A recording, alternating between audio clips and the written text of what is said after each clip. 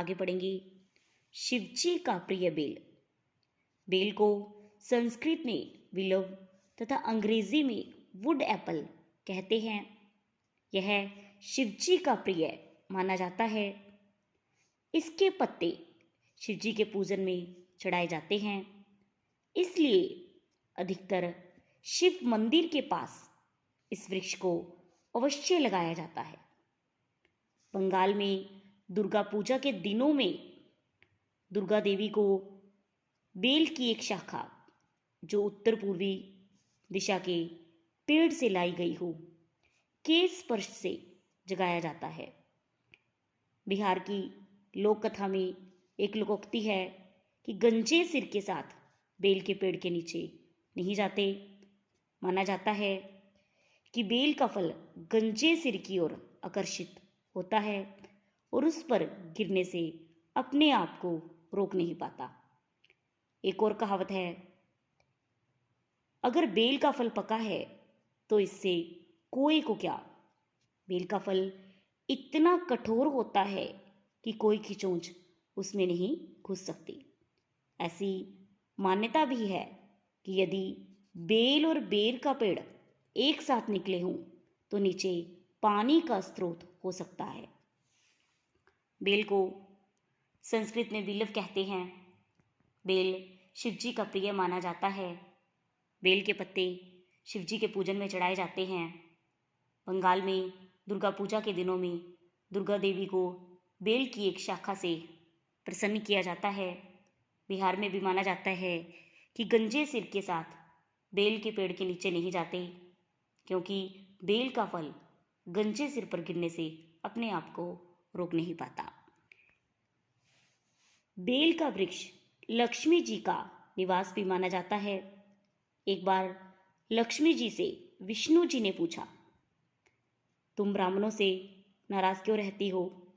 लक्ष्मी जी ने चिढ़कर उत्तर दिया, सारे ब्राह्मण मेरे स्वाभाविक शत्रु हैं। मैं अपने घर में अर्थात बेल के वृक्ष में शांति से नहीं रह सकती। वे प्रतिदिन मेरे पत्ते तोड़कर शंकर जी पर चढ़ाते हैं। जब वे मेरे घर को नष्ट करते हैं तो मैं उनके घर में क्यों रहूं? बेल के वृक्ष को लक्ष्मी जी का घर माना जाता है। एक बार विष्णु जी ने लक्ष्मी जी से पूछा कि तुम ब्राह्मणों से नाराज क्यों रहती हो? लक्ष्मी जी ने उत्तर दिया, सारे ब्राह्मण मेरे शत्रु हैं। मैं अपने घर में भी शांति से नहीं रह सकती। वे हर रोज मेरे पत्ते तोड़कर शिवजी पर चढ़ाते हैं। जब वे मेरे घर को बर्बाद करते हैं तो मैं उनके घर में क्यों रहूं? एक लोक कथा प्रचलित है। एक शिकारी था जो हिरन का शिकार करते समय जंगल में भटक गया। जब वह थक गया तो एक बेल के पेड़ पर चढ़कर बैठ गया। उसने वह रात उसी पेड़ पर गुजारने का निश्चय किया। पेड़ के नीचे एक छोटा सा मंदिर था जिसमें शिवलिंग था। उस दिन शिवरात्रि थी। अपने बैठने के स्थान को आरामदेह बनाने के लिए उसने बेल के पत्ते तोड़े। उनमें से कुछ नीचे शिवलिंग पर गिरे। उसके पसीने की बूंदें भी शिवलिंग पर गिरी।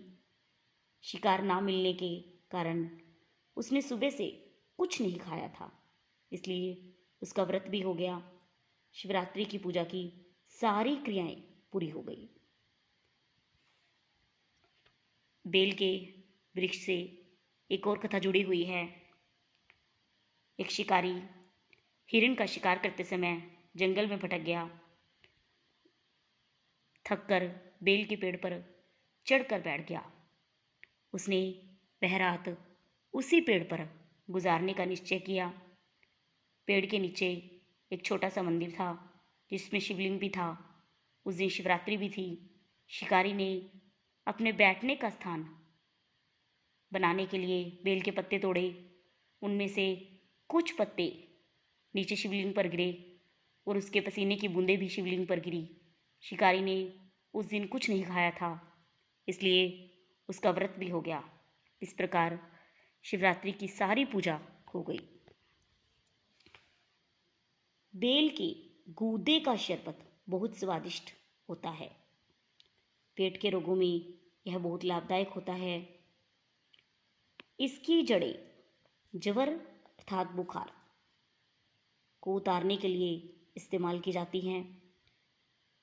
बेल के गूदे का शरबत बहुत अच्छा होता है और इसकी जड़ें बुखार को उतारने के लिए भी प्रयोग की जाती हैं।